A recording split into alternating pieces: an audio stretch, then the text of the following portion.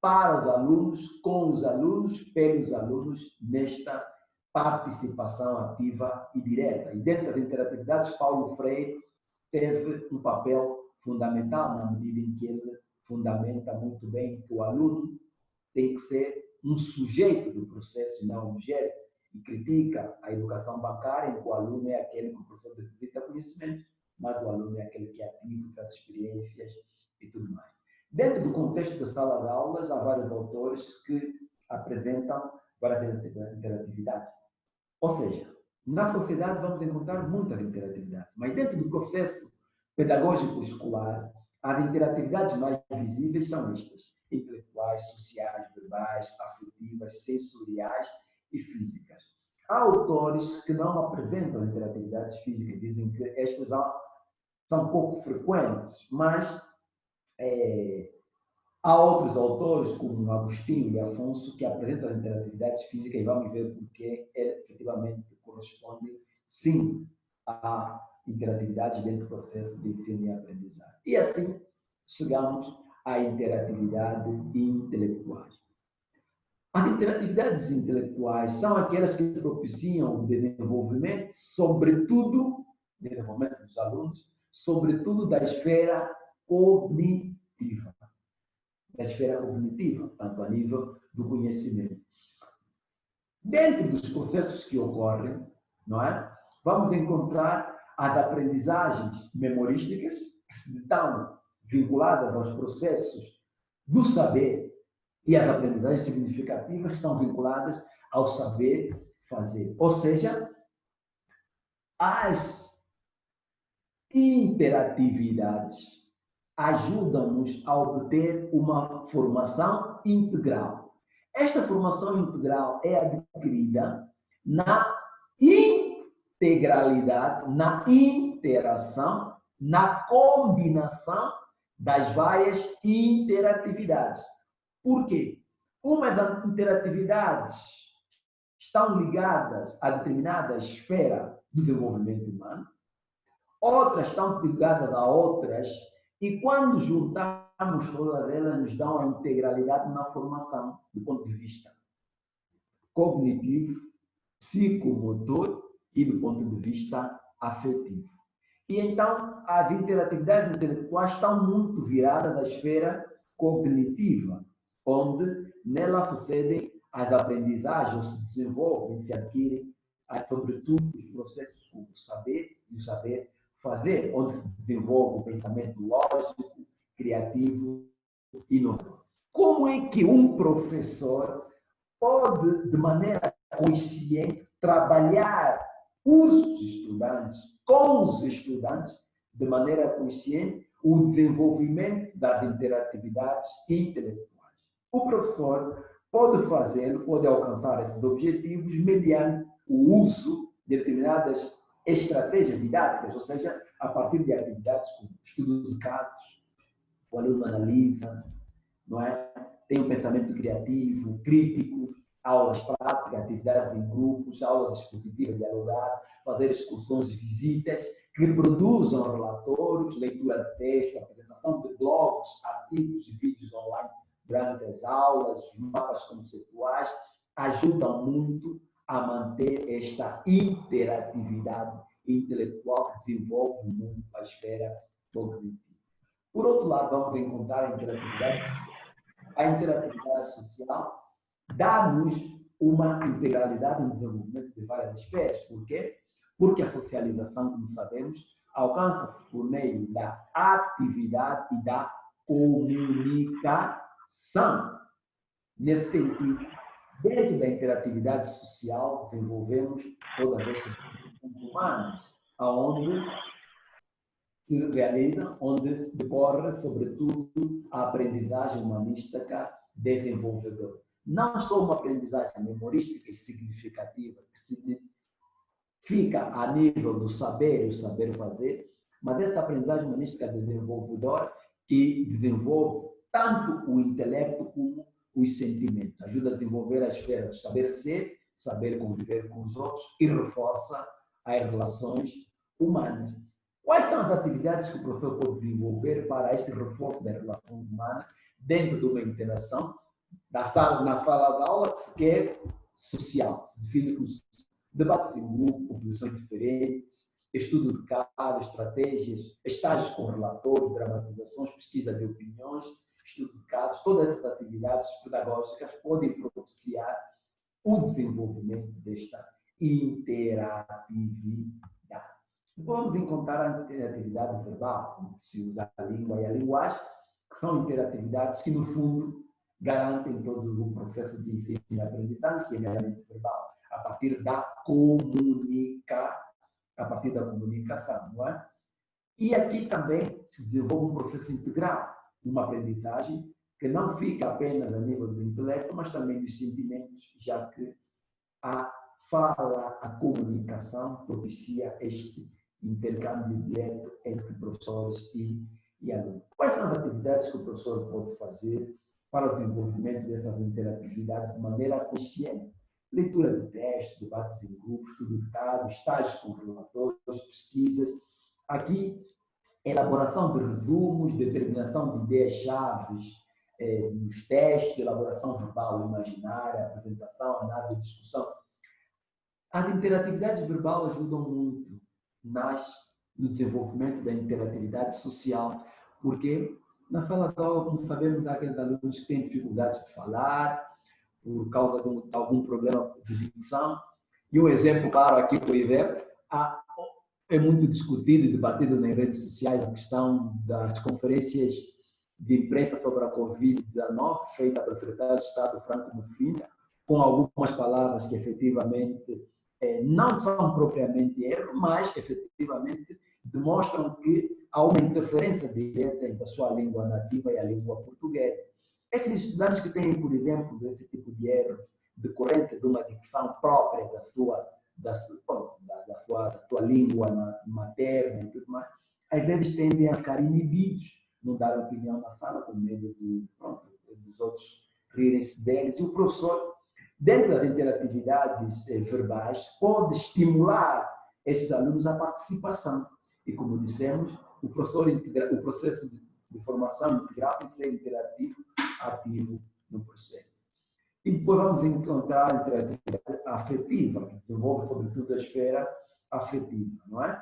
E também desenvolve de uma maneira... Por quê? Porque na comunicação, na socialização, estamos efetivamente a desenvolver afetos na interação, e as atividades podem ser atividades em grupo, também ajuda a manter esta empatia entre os vários integrantes da comunidade acadêmica da sala de aula.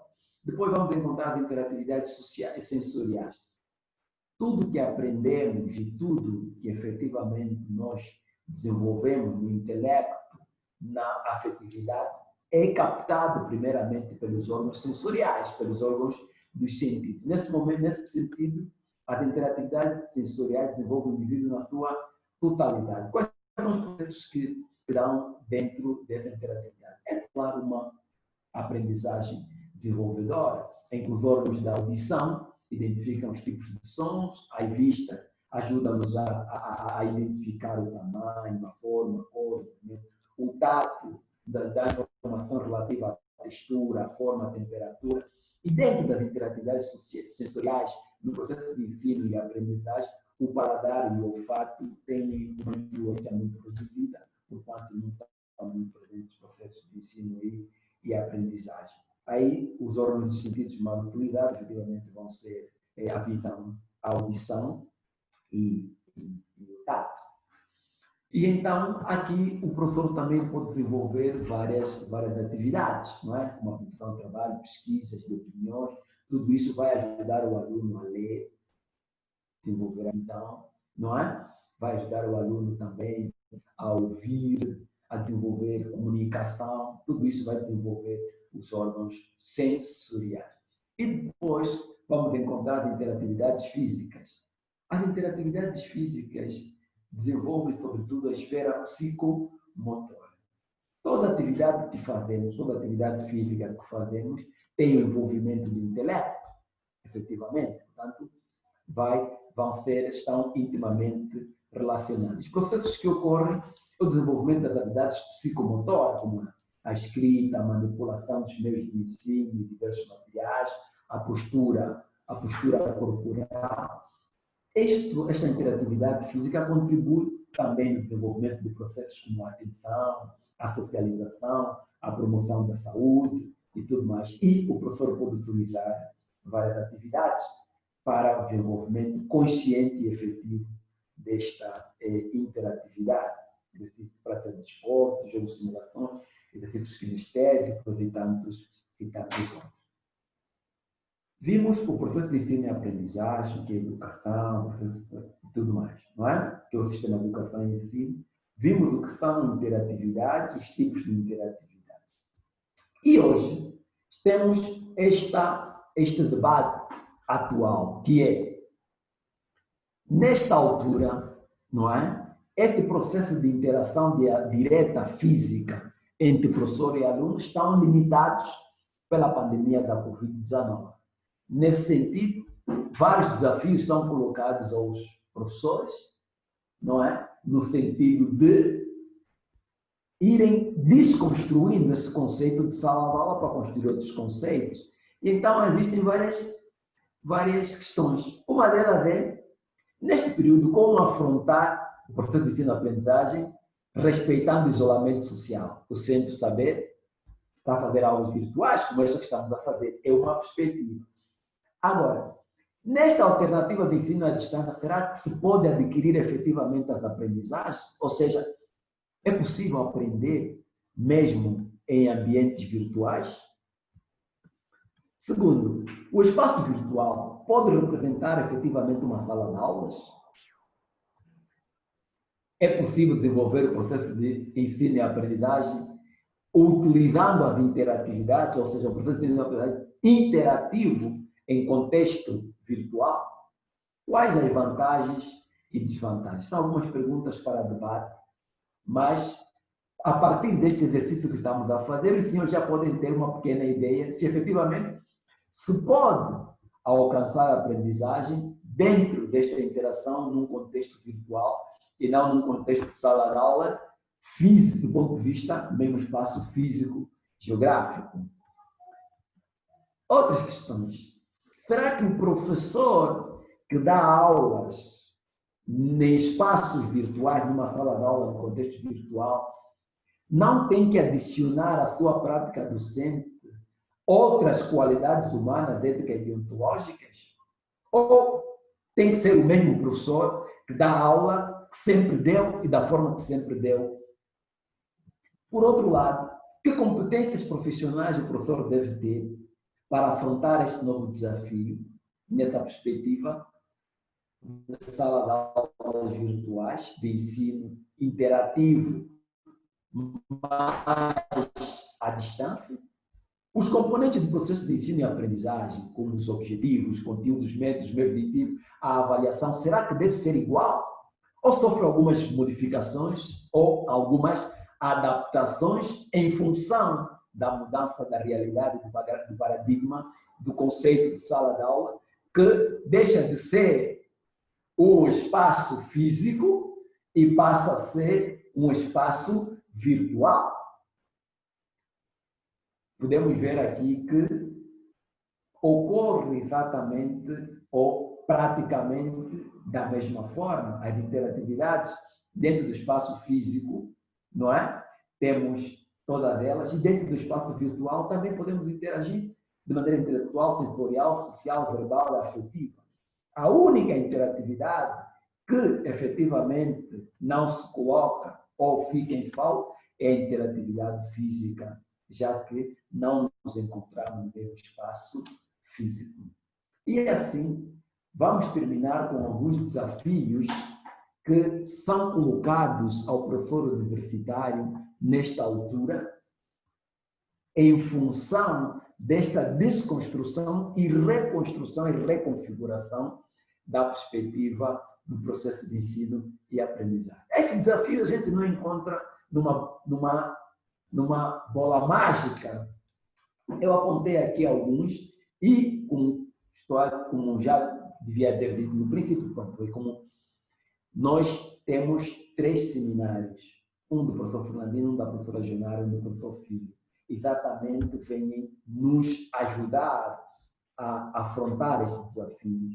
Por um lado, o professor deve formar-se nos desafios que tem, formar-se para afrontar a nova realidade que nos leva a reconfigurar o ensino e a reconfigurar a profissionalidade docente. Por outro lado, o professor deve preparar-se para fazer um uso adequado das novas tecnologias e atualizar-se sempre por meio da participação em eventos científicos e tudo mais. Quer dizer que a professora Genara vai trabalhar conosco no seminário que vem a seguir daqui a 2 dias, essa questão de como podemos reconfigurar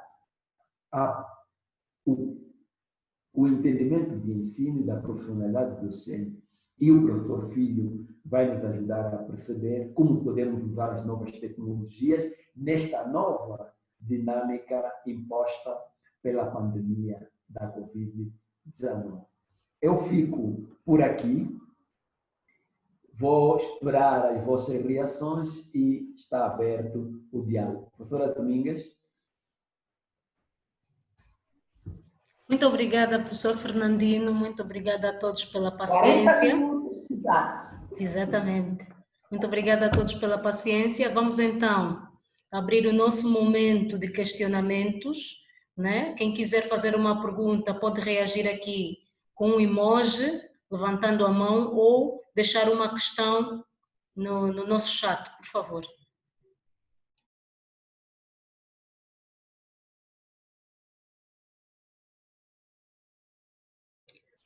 O Sr. Henriques vai fazer uma pergunta, é isso? O Sr. Henriques quer fazer uma pergunta, pode ligar o seu som ou eu ajudo aqui para colocar a sua questão ao professor.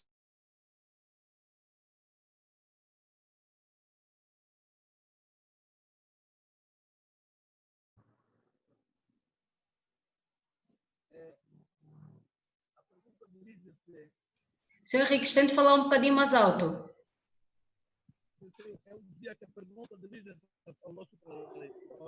Não lhe estamos a ouvir bem. Não lhe estamos a ouvir bem.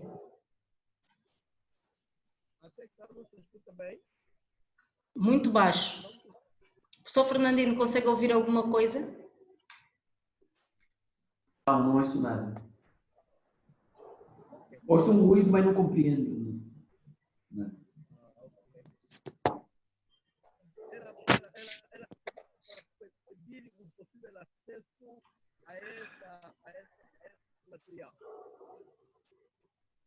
Sr. Henriques, enquanto melhora o seu som, porque nós não conseguimos ouvir, vamos passar então para outra pessoa. Quando tiver disponibilidade, pode voltar a pedir a palavra. Tem agora o Luciano. Ok, muito boa tarde. Não sei se me faço perceber assim. Está fácil? Estamos a ouvir. Ok. Professor Fernando, está de parabéns primeiro pela bonita exposição. Porém, relativamente aos desafios que se nos colocam nesta fase, enquanto professores universitários e não só, não consistem simplesmente com a parte dos docentes. Porém, temos também as questões das próprias condições relativamente aos nossos estudantes. Ora, é possível que o professor, em função destas dificuldades todas que estamos a viver, começarmos a nos reinventar de tal forma que adaptemos aquilo que são os objetivos do próprio ensino, da própria aprendizagem e também as condições que se nos são oferecidas.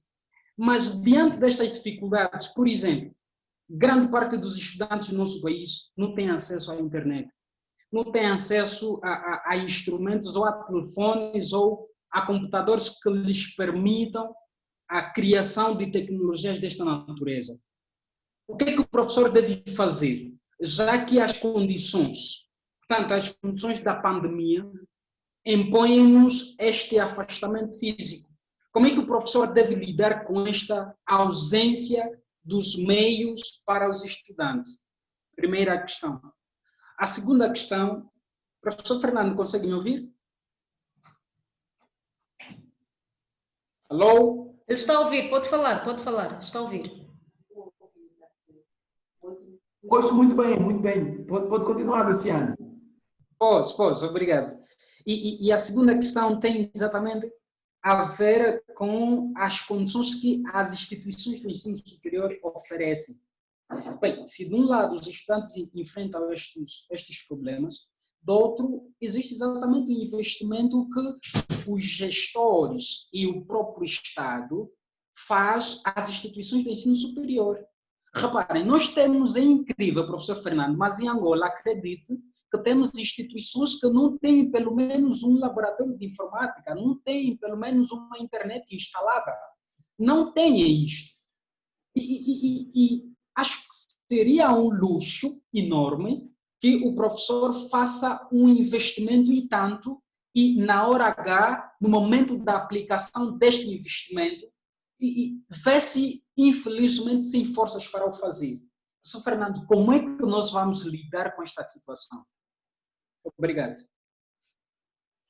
Professor Fernandino, pode responder à questão, né? Ou como é que prefere? Prefere respondendo em forma de debate ou... Vamos interagir, alguns que se sentem ultrapassados. Ok. Bom, realmente eu deixei isso meio como provocação, não é? Porque eu acho que a pandemia da Covid-19 nos apanhou todo mundo de surpresa. Ou seja, fomos apanhados em contrapé. E na minha apresentação lá no curso de agregação pedagógica, no meu currículo foi dito que eu, do ano 2010 a 2012, exerci a função de vice-decano para a área acadêmica da Escola Superior Pedagógica do Cuanda Norte. Na altura, havia um projeto do Ministério para a formação à distância. Nós tínhamos na Escola Superior Pedagógica uma sala criada, concebida, tinha até um quadro interativo, que você podia receber aulas de outros lugares. Tínhamos uma antena grandíssima lá fora para receber o sinal e tudo mais. E, inclusivamente, eu participei da Educa Angola, a primeira feira da educação em Angola, na FILDA, na altura, em 2011. E estava uma stand do ensino superior com a direção do ensino à distância. Havia um projeto ambicioso nesse sentido. Hoje, você vai na Escola Superior Pedagógica, aquela antena desapareceu, aquela sala interativa transformada numa sala de aula normal, aquele quadro interativo, todas as condições que estavam a ser criadas foram efetivamente, ou seja, não houve continuidade desse processo. Hoje em dia estamos todos apanhados praticamente em contrapé. Por conta da orientação e da perspectiva de isolamento social, hoje estamos a rever que efetivamente a alternativa do ensino à distância podia ser uma boa opção para esse momento, não é? Sim. Moral da história. Hoje não precisamos só formar o professor, o próprio estudante também tem que ser formado para afrontar este processo. Por quê? Porque sempre que estudamos, tivemos uma ideia do que é educação, do que é sala de aula, do que é ensino. Por quê? Porque sempre foi feito de uma maneira. Hoje, para mudar de conceito e de paradigma, precisamos desconstruir um conceito e construir um novo conceito. Isso não se faz de um dia para o outro. Deves ter informações que houve instituições que, para justificar os 60% que os alunos deviam pagar, criaram grupos no WhatsApp e os professores baixavam qualquer coisa e metiam lá no WhatsApp. Qual é o problema disso? Quantos estudantes acessavam aquele material, baixavam aquele material? Quantos estudantes tinham paciência para ler aquilo, para sentar-se a estudar aquilo? E, por outro lado, eu pago a propina 30 mil kwanzas para baixar aquele material. Ao longo do mês, vou meter quantos saldos da Unitel em que 400 megabytes e 1000 kwanzas. Ou seja, eu estou a gastar propina 30 mil kwanzas, estou a gastar a internet mais 30 mil kwanzas. Ou seja, para estudar num mês, eu estou a gastar 60 mil kwanzas. Logo, o meu estudo, o orçamento para estudar não é 30 mil kwanzas mensal, é 60. Ou seja, como afrontarmos todas essas realidades? Por outro lado, que condições as instituições têm para isso? Portanto, há instituições que já começaram muito antes, mas de uma maneira muito tímida. Nunca houve, efetivamente, uma perspectiva muito clara nesse sentido. Portanto, hoje,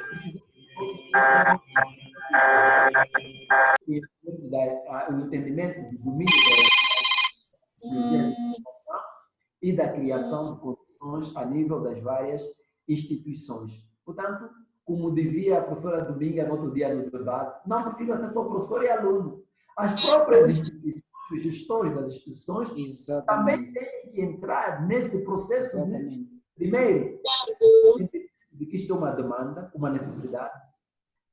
Antes da Covid, você diz ao reitor, senhor reitor, diz ao promotor, dono da universidade, para investir 2 milhões de kwanzas para criar condições para aulas em contexto virtual. O que é que ele devia dizer? Mas este é o investimento necessário nesta altura. Portanto, parece que esta questão da Covid não nos trouxe só coisas más. Deveu fazer refletir de muitas coisas que é preciso melhorar. Não sei se... Agora, a questão que se nos coloca é exatamente, a grande preocupação é esta. Vamos apenas olhar para a educação daqui a 5 anos, depois de investimentos sérios, em função desta dificuldade, porque nós temos um problema. Nós temos um agora que precisamos responder. Exatamente. E esta é uma iniciativa que vem nesse sentido, não é? O Centro Saber, não é? O Centro Saber e a Universidade de Oscar Ribas sempre vos tinham no anfiteatro, não é verdade? O anfiteatro bonito, estávamos todos juntos, não é? Hoje, estamos aqui, eu estou no Kwanza Norte, está em Luanda, não é? Eu acho que estamos todos num processo de aprendizagem mútua e vamos ir devagar, não é? A doutora Gionara vai responder muito isso. Como é que o professor hoje pode se reprofissionalizar? E o doutor Filho vai responder a seguir. Que instrumentos tecnológicos o professor pode utilizar para estas questões? Portanto, é uma continuidade. Pois. Tá bom, obrigado, doutor Fernando. Muito obrigada. Vou passar a palavra para os outros aí. Obrigado, Luciano. Sim. Muito obrigada. Eu vou então passar ao colega Gama, que já tem a mão levantada há muito tempo, e depois o colega Francisco, que deixou-nos aqui a pergunta no chat, pode fazê-lo ele mesmo. Então, primeiro o colega Gama, depois o Francisco Gouveia. Muito boa tarde, boa noite, professor Leitão. Alô? Olá, como está? Força!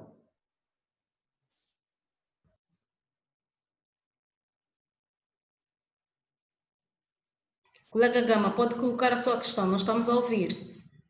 Tem que ligar o microfone, ele desligou.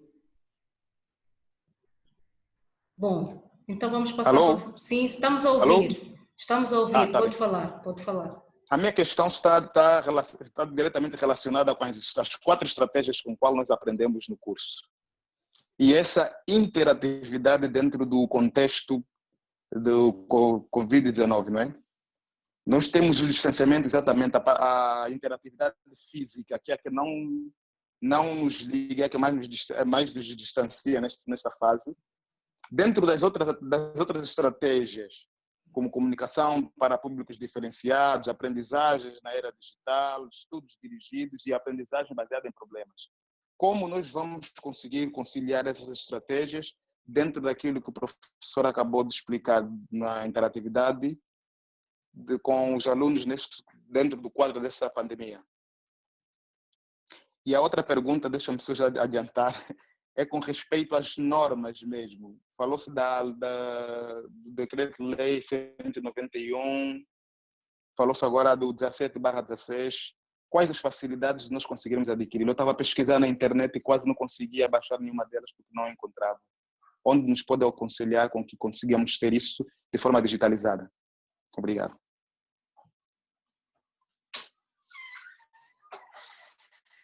Alô? Professor Fernandino, pode responder? Quanto aos decretos, eu me comprometo em enviar por e-mail. Fica já aqui o compromisso e o professor Fernandino já pode saltar essa parte. Já assumi aqui o compromisso de enviar os documentos legais. Professor Fernandino, pode então responder. Temos aqui o Kelson, o Edilson, então temos mais umas 6 questões. O professor Gonçalo Silva também tem a sua questão, então pode responder a O professor já Gagarão. vai perguntar Sim. como afrontar esse processo, não é? Já que estamos na perspectiva do distanciamento social, não é? Como interagir com os alunos. Eu, na verdade, costumo dizer que essa questão do ensino à distância, não é? Em contexto virtual, por exemplo, agora como estamos, eu não chamaria muito ensino à distância, porque nós estamos próximos, estamos numa interação direta, só que não física, mas estamos numa interação Exatamente. em tempo real.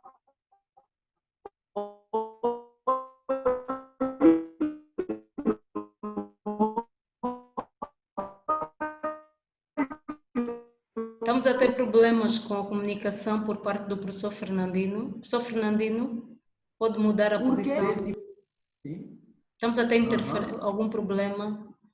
Pode repetir, por favor, colou-nos a imagem. E agora? Sim, está melhor, está melhor. Ok. Professor Gama? Sim, sim. Eu estava a dizer que, efetivamente, essa questão do processo de ensino-aprendizagem interativo dentro do ambiente virtual se coloca. Portanto, tudo que o professor faz dentro do ambiente virtual, ele faz, ou quase tudo, com exceção da componente física. Essa interação física interativa direta no mesmo espaço. Mas, dentro do espaço virtual, o professor pode fazer a interatividade com os estudantes. Estamos a interagir, estamos a conversar. E essa questão do ensino à distância dentro do ambiente virtual, eu não chamaria muito ensino à distância, eu chamaria, se calhar, ensino não presencial de maneira física. É um pouco extenso, mas, por vezes, nós estamos mais distantes, estando todos juntos no mesmo espaço físico, como agora. E eu costumo dizer que, por exemplo, dentro da interação no espaço virtual, temos algumas vantagens. Quais são essas vantagens? Há uma maior atenção, os estudantes estão mais concentrados, mais atentos, inclusivamente, não é assim? Exato. E essas condições para eles poderem estar presentes de uma maneira muito mais efetiva. E há outras vantagens. Tudo que nós falar aqui pode ser gravado e depois revisado. Também uma vantagem, né? Claro, que onde tem vantagem também tem desvantagem, porque tudo que eu dizer aqui está gravado e pode ser usado contra mim, não é? Pois, efetivamente, temos esta vantagem. Facilita a supervisão, por quê? Porque o professor pode ser efetivamente avaliado em função do que faz e de como ele desenvolve este processo, desenvolve o gosto pelas tecnologias. Há estudantes alérgicos às tecnologias. E eu, no outro dia, a preparar aqui a conferência, vou ir agora naquilo que o Luciano dizia. Nós, em Angola, temos estudante universitário que termina o ensino superior sem um e-mail. Não tem e-mail. Ele entra no Facebook, entra no WhatsApp, tudo, mas não tem um e-mail. Como é que esse estudante faz trabalhos? Como é que manda os trabalhos ao professor? Está vendo? E então, temos muitas vantagens neste processo, nessa nova perspectiva de utilização dos espaços virtuais, das novas tecnologias. Por um lado, e também, inclusivamente, poupamos dinheiro e esforço. Tu podes ter com o professor Fernandino e não precisa viajar de Luanda para cá. Está em Luanda, não é, caríssimo Gama? Não precisa viajar de Luanda para o Luanda Norte, não é? Encurtamos distâncias. E eu costumo dizer que, a partir do contexto virtual, se calhar, o nosso próximo ainda pode ficar mais próximo, apesar que outras questões efetivamente são desvantagens, como esta interação e empatia entre colegas que podem tomar um café junto, ir junto à cantina, um entender a dificuldade do outro de maneira direta. Mas, em princípio, não temos só desvantagens. Temos muitas vantagens e podemos aproveitar muitos contextos virtuais para, inclusivamente, poder massificar ainda mais as várias interatividades. Professor Fernandino, muito obrigada. Eu tenho aqui algumas questões, né? E o tempo urge e temos só mais 10 minutinhos. Eu vou pedir ao professor Fernandino que responda assim, de forma muito sucinta. Vai começar com o professor Gonçalo Silva, e depois tenho mais algumas, vamos ver se conseguimos fazer todas em 10 minutos, professor Fernandino.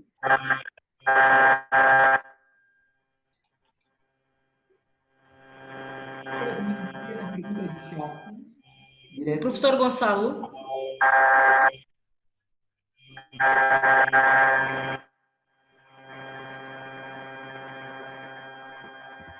Professor Gonçalo, pode colocar a sua questão. Só tem que ligar o microfone.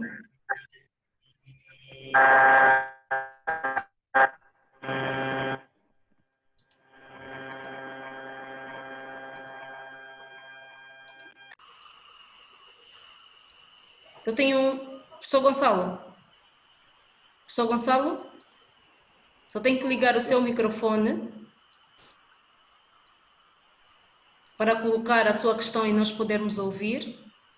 Enquanto o professor Gonçalo liga o seu microfone, eu vou passar para o Kelson. Kelson, pode colocar a sua questão. Desde já, boa noite, professores, boa noite a todos os colegas aqui presentes.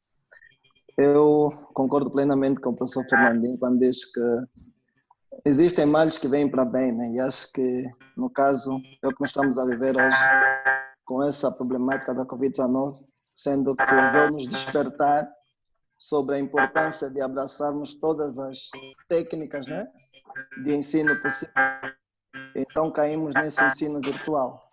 Mas eu me deparo hoje com um questionamento que podia ser tanto o professor como qualquer outro colega a conversar ou a responder sobre isso, que tem a ver com o processo de avaliação.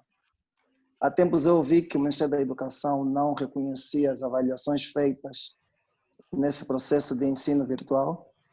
Então eu pergunto ao professor que técnicas devia se utilizar para que se maximizasse, né, os resultados das avaliações baseadas nesse ensino virtual. Não sei se conseguiram entender a minha questão. Sim, ok. Muito obrigado, Kelson. Ok, vou desligar o microfone. Sim. Sim. Até há pouco tempo, o Estado angolano não reconhecia nem os estudos feitos à distância no exterior. O INARES não dava acreditação, porque entendia-se que tinha que ser um estudo presencial e tudo mais. Tanto é que, durante esse período da pandemia da Covid-19, acho que foi este mês de maio, o Ministério do Ensino Superior já fez sair o instrutivo que regula a educação à distância, a formação à distância. Ou seja, fomos todos apanhados em contrapé, mesmo a nível da regulamentação. Quer dizer que estas todas as questões vão sendo salvaguardadas e daqui a pouco se vai entender que, por meio de ambientes virtuais, também é possível desenvolver um processo de ensino-aprendizagem onde se adquire aprendizagens sólidas e significativas. E quando se reconhecer isso, se vai reconhecer que se o aluno aprendeu na perspectiva virtual, também o professor pode pedir a ele para fazer, por exemplo, um trabalho, ou mesmo agora posso te avaliar diretamente, fazendo perguntas diretas em que eu vejo que está a responder. Por que não reconhecer estas avaliações? Então, estamos todos num processo de reaprendizagem, como diz a professora Gionara, reconfiguração do ensino e da perspectiva do ensino. Isto já, neste regulamento, vai ser seguramente também acautelado. Ok, professor Gonçalo, já nos ouve? Já consegue ligar o seu microfone para colocar a sua questão?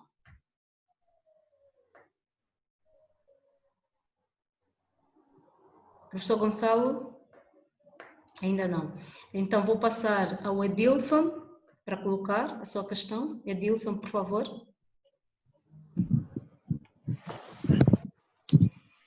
Alô? Vamos ouvir, pode colocar a sua questão. Muito obrigado pela palavra. Estive a ouvir a abordagem do doutor e fiquei muito satisfeito, pude aprender muito. E fez referência acerca de duas interatividades importantes, a interatividade física e a interatividade intelectual. Gostaria de saber os cuidados a ter quando temos um estudante especial, que se percebe que tem um nível de desenvolvimento cognitivo realmente muito lento em relação aos demais colegas. E outra questão tem a ver com a interatividade, se bem que o tema é interatividade na sala de aula, mas temos conhecimento que a interatividade vai além da sala de aula. E há situações em que na interação aluno-professor, há alunas que tendem a confundir a simpatia ou a gentilidade, a gentileza do professor como outra coisa, né? E o professor acaba muitas das vezes por perceber essas situações. Gostaria de saber qual deverá ser o posicionamento do professor, né, face a essas circunstâncias. Muito obrigado, é tudo. Professor Fernandino? Professor Fernandino, pode responder então aqui a questão?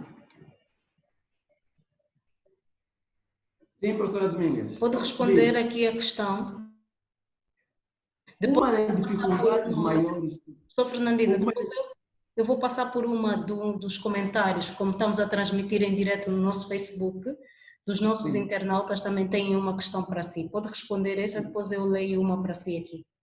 Uma das maiores dificuldades com as interações nos meios virtuais são efetivamente os estudantes com necessidades educativas especiais, que eu também coloquei aqui como um dos desafios, mas isso fica para o próximo debate. Como sabe, eu tenho formação em educação especial, a nível do mestrado. E os estudantes com necessidades educativas especiais têm também outros recursos que o professor tem que utilizar. E, por exemplo, aqueles que têm necessidades educativas especiais, relativamente à discapacidade visual. Como nós vamos usar as novas tecnologias para trabalhar com esses estudantes? Os deficientes auditivos, aqueles que têm déficit de atenção, de hiperatividade, retrasam o desenvolvimento mental. Portanto, eu acho que hoje a ciência terá de efetivamente fazer um grande esforço para, como diz o presidente Bolsonaro, né? Ninguém pode ser deixado para trás nesse processo, não é verdade? Como é que nós vamos afrontar esse processo dentro do contexto virtual para trabalhar com alunos com necessidades educativas especiais? É um desafio tremendo, porque você, para trabalhar com alunos com necessidades especiais com deficiência visual, ele utiliza o tato para poder ler. Se está num contexto virtual, como é que ele faz isso? O surdo, ele precisa da linguagem gestual para ver. Como é que a gente trabalha com ele? Portanto, isto tudo é um desafio que nós temos e é uma das limitações e desvantagens que tem essas interatividades que não têm as interatividades físicas. Portanto, tudo isso é um desafio que tem que afrontar. E como é que podemos fazer isso? Agora, estamos a discutir uma outra questão que uma vez me perguntaram na minha defesa do mestrado. Como é que vocês tratam as crianças com necessidades educativas especiais? Se as crianças vulgo regulares não têm escola, e para as crianças com necessidades educativas especiais a dificuldade não é maior, eu disse que era 3, 4 vezes maior. Portanto, se uma escola com quadros giz pura e simplesmente há dificuldade, imagine uma escola que tem que ter uma rampa especial, uma escola que tem que ter... Certo? Portanto, isto tudo ainda é um desafio. Até para os países desenvolvidos, e não sei, a doutora Jonara está aí, tivemos a conversar, a doutora Jonara me disse que lá no Brasil as aulas estão suspensas. A universidade onde ela trabalha está suspensa as aulas. Estão a estudar agora como é que eles vão fazer para retomar as aulas efetivamente nessa perspectiva de ensino à distância. Está a fazer um inquérito aos estudantes, aos professores, que tipo de formação tem que dar aos professores, aos alunos, que condições tem que preparar, porque em toda a parte do mundo entende-se sala de aula, processo de ensino-aprendizagem, 4 paredes, as pessoas vão à escola, está todo mundo ali. Sempre foi entendido a escola assim, e sala de aula assim.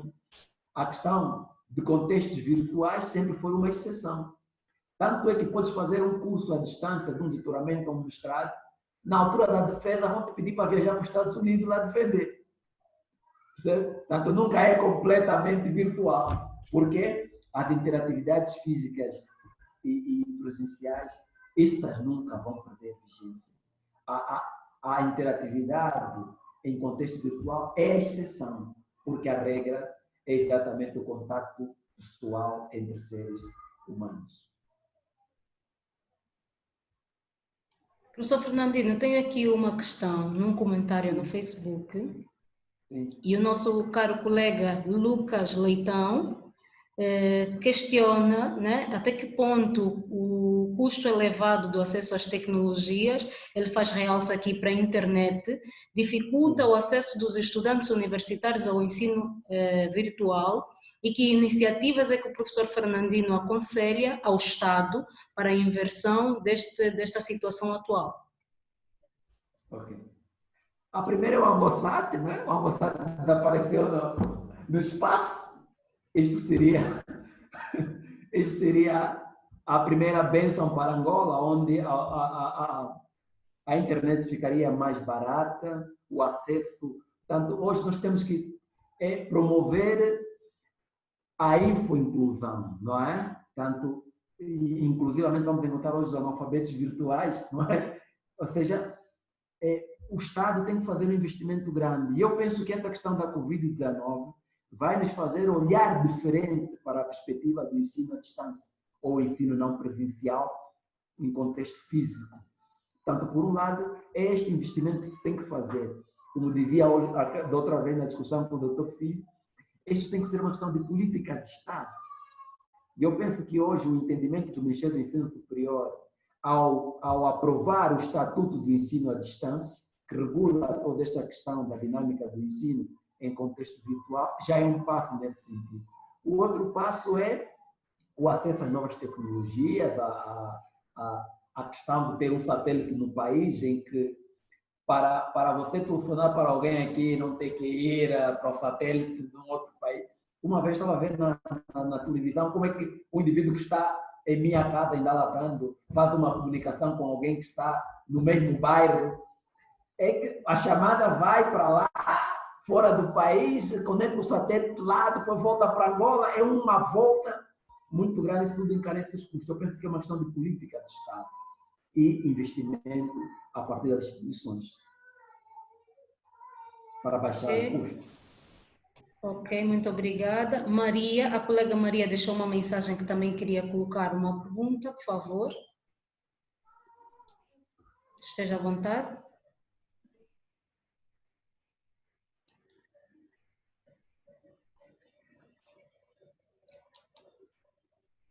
Alô? Sim, estamos a ouvir. Colega Maria, pode falar, estamos a ouvir. Boa noite. Boa noite. A toda a organização, a professora Fernando, foi com um prazer que eu acompanhei. E em duas sessões já fui passado, uma delas era sobre a aviação, mas gostaria ainda de saber o tempo limite para a aula online, mesmo em presença física, porque é cansativo estar a acompanhar e pode não saber se o estudante continua a acompanhar do outro lado e como devemos proceder ali. E, por último, gostaria de solicitar, é possível ser-nos material? Obrigada. Eu vou começar, antes de passar a palavra, por responder à última sobre o material. Fiquem descansados que eu vou enviar por e-mail. Quem fez a sua inscrição pelo WhatsApp pode enviar o seu e-mail no nosso WhatsApp para receber então o conteúdo. Professor Fernandino, nós estamos no limite do tempo a responder a essa questão e vamos finalizar com a questão da professora Cristina de Oliveira. Professor Fernandino pode responder a esta questão e depois nós vamos passar para a última, que é a questão da professora Cristina de Oliveira. Uma das desvantagens que eu apontei aqui para esse processo virtual é exatamente, é mais desgastante devido ao desprendimento do nível elevado de atenção e concentração. Ou seja, em contexto virtual, tu estás mais focado, mais concentrado e tal, e então requer do professor algumas qualidades profissionais um pouco maiores. A matéria tem que estar mais resumida, tem que falar menos, tem que ser mais sucinto, tem que ter mais... Porque, por um lado, o tempo é limitado, até porque cada minuto está a gastar os megabytes e pode perder a comunicação. E, por outro lado, temos esta dificuldade para manter o indivíduo concentrado na tela durante tanto tempo. Portanto, as aulas em contexto virtual, em princípio, não são aulas como as aulas regulares. O tempo devia ser menor. E, como sabe, estamos todos a aprender. Mesmo para a colega Maria ficar ali a ver aqui e não se cansar tanto, também vai ser um processo de aprendizagem. Daqui a mais alguns dias já não vai se cansar tanto. Tá? E eu, se calhar, vou falar menos. Portanto, estamos todos num processo de aprendizagem, porque efetivamente requer mais atenção, desgasta mais o indivíduo por causa da... E outra coisa, outro dia que podemos falar dentro das interatividades físicas, é que para estar numa sala de aula e num momento de trabalho intelectual, é preciso ter uma posição correta para sentar. Então, um dia vamos fazer um curso sobre a higiene e regime de vida, em que, se tu tens uma posição não muito correta, também te cansas mais. Em que nível tem que estar a tela do computador ou do telefone? Como é que tens que te sentar? Tens que estar de uma maneira reta em que as tuas costas fazem um ângulo de 90 graus. Os pés não podem estar levantados, têm que estar assim, fixos no chão. Os braços têm que estar apoiados na mesa.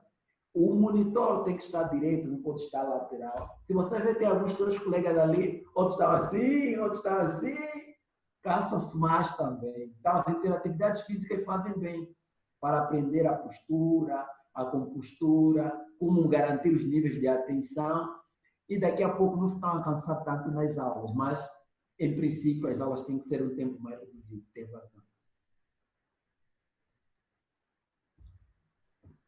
Muito obrigada, professor Fernandino. Professora Cristina de Oliveira, pode colocar a sua questão, que é a última para fecharmos.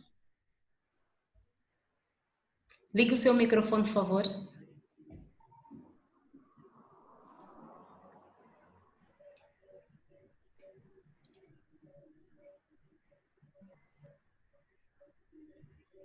Boa tarde, professor Fernandino. Alô? Ouvir. Professor Fernandino, boa tarde. Boa tarde, professora. Como está, professor? Estou bem. Sim. Está tudo bem. Processo de aprendizagem, professor. Professor, alô? Exatamente. Força. Sim, professor. A minha preocupação é a seguinte. A resposta que deste em relação ao processo da avaliação dos estudantes, não consegui perceber bem. E a minha pergunta é a seguinte: como ficam a avaliação das aprendizagens dos estudantes? Será que só a avaliação como é que eu posso dizer? Esta que o professor observa, participam. Como fica a avaliação desses estudantes? Ok. Não tem nada a ver com som. Deixa eu...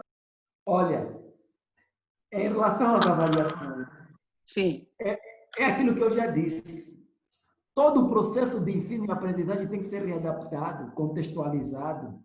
sim. Os instrumentos de avaliação não podem ser só aqueles tradicionais, prova escrita, tá vendo?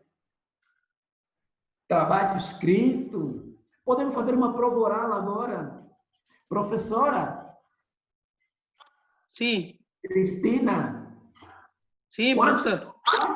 Quantos subsistemas de ensino existem no sistema de educação e ensino? Responda agora. Sim, existem, vamos dividir os subsistemas, são 2. Quais são? O Sim, sistema temos de educação pré-escolar. Sim, temos o subsistema que vai agrupar o pré-escolar, o ensino de base, e depois temos o outro subsistema que vai diretamente ao nosso subsistema do ensino superior. Então, já tens quanto aqui nessa resposta? Já podes ter uma nota, sim ou não? Sim, professor. É uma avaliação ou não? Sim, professor, é uma avaliação, mas esta avaliação... Uma avaliação direta, cara a cara e tudo mais. Agora, sim, o que estávamos a nos referir aqui é que os instrumentos de avaliação, as modalidades de avaliação, têm que ser readaptadas ao contexto virtual. Em vez daquela prova escrita que todo mundo entrega a folhinha, como a doutora Dominga andava a recolher as folhas dali e tal. Sim. Agora pode-se privilegiar os trabalhos individuais que você vai fazer, podem fazer também em grupo. E depois mandam para o professor vai corrigir. Os trabalhos que me mandaram lá no curso de integração pedagógica, mandaram a partir do contexto virtual, não é verdade? Sim, agora, a dificuldade que havia, qual era? É que o Estado não reconhecia isso, porque não via isso um processo muito sério. Hoje, temos inclusivamente aprovado um diploma que regula o ensino à distância, em que tudo isso vai vir devidamente regulamentado. Quer dizer que já se percebeu que aquela ideia que tínhamos que sala de aula, escola é só espaço físico, todo mundo está junto, se encontra e tudo mais, pode ser também substituído por esse espaço virtual. E nesse espaço virtual também se adquirem aprendizagens, também há interatividades entre professor e aluno, não é assim? Também se adquirem aprendizagens. Sim. Também temos uma formação integral, científica, técnica, cultural e humana. Portanto, a única diferença é que não estamos no mesmo espaço, mas estamos a nos olhar olho no olho, não é? Em tempo real, não é verdade? Sim, professor. Eu estou a ver esse teu sorriso lindo. Portanto, nesse sentido, não é? O Estado agora está a reconhecer que é possível fazer-se educação e, inclusivamente, dar acreditação a quem traz um diploma de uma formação à distância. Porque já se compreendeu que formação à distância também é formação como tal, que antes havia essa dificuldade. Está bem, professor. Esta vamos enquadrar como a vantagem do ensino virtual. Exatamente. Tá, muito obrigada. Vamos poder nos readaptar ao processo. Eu que agradeço. Com licença. A professora Jonara e o professor Filho vão entrar muito a fundo desta questão. Sobretudo a doutora Jonara, que vai falar sobre a reconfiguração da profissionalidade e a reconfiguração do ensino. E depois o doutor Filho vai falar do uso das tecnologias no ensino. Professor Fernandino, então para fecharmos, o colega, o professor Gonçalo, que tinha uma questão, ele ficou com problemas técnicos, mas deixou a sua mensagem. E ele queria ouvir a opinião do professor Fernandino relativamente às técnicas de como nossos estudantes aprendem e não como nós professores ensinamos. E depois de responder essa questão, queria que o professor Fernandino, em 1 minuto mesmo certinho, fizesse uma conclusão para nós então encerrarmos. Muito obrigada.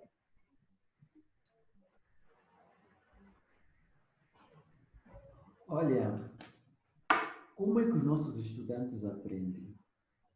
Os nossos estudantes aprendem melhor se eles perceberem que são respeitados, amados, e aprendem melhor se perceberem que o professor está aberto a eles. Portanto, a componente afetiva joga um papel primordial. Por quê? Porque hoje se percebe que os estudantes aprendem, sobretudo, pelas forças internas, pelas suas motivações, pelos seus interesses, pelas suas necessidades. Mas não podemos descurar a influência das forças externas. O professor, que é professor, tem que saber despertar no estudante a necessidade, a importância, a relevância do conhecimento que ele vai receber.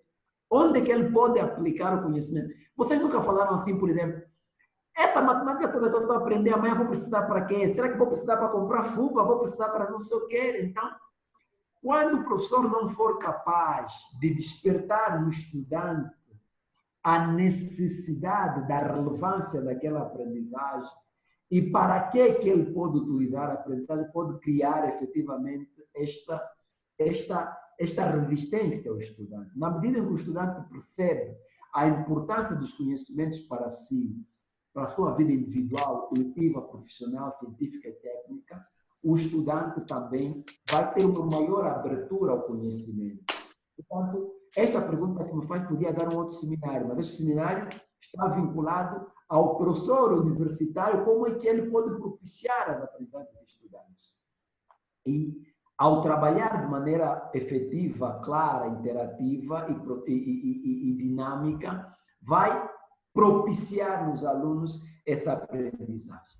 Para terminar, eu queria dizer que falamos das interatividades, a interatividade na sala de aula, tanto na sala de aula no contexto físico-geográfico, como no contexto virtual. E por que é importante estudar as interatividades? Para perceber que só podemos dar uma educação integral, uma formação integral aos nossos estudantes do ponto de vista científico, técnico, humano e cultural, se efetivamente somos capazes de promover um processo de ensino e aprendizagem baseado em todas essas interatividades que o vão desenvolver de maneira integral.